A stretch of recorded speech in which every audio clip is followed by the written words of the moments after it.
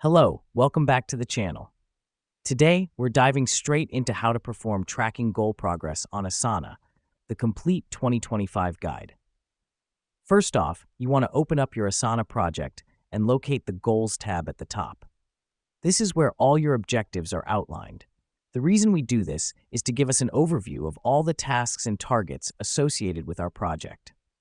Now that we've done that, let's move on to adding a new goal.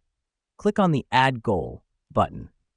Fill in the required details, such as the name of the goal, the team or project it's associated with, and the due date. This helps us because it allows us to set clear, measurable targets that contribute to the success of our project.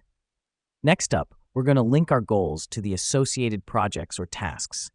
This happens by clicking on the Link to Project or Task button. This is crucial because it allows us to track our progress in real time, be it weekly, monthly, or annually. Let me explain why this matters. Linking your goals to tasks or projects gives you a bird's-eye view of your progress and helps you stay on track.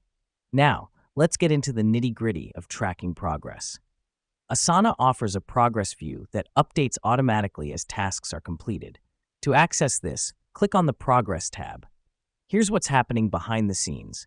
As tasks linked to the goal are completed, the progress bar fills up, giving you an accurate, real-time update of where you stand. Our final step is to review and adjust goals as necessary. This is done by clicking on the individual goal and adjusting details as needed. The reason we do this is because projects evolve, and it's important to ensure that our goals are still relevant and achievable. So, there you have it, a quick and easy guide to tracking goal progress on Asana. Remember, the key to successful project management is regular review and adjustment of your goals, and Asana makes this process seamless. Thanks for tuning in. See you next time.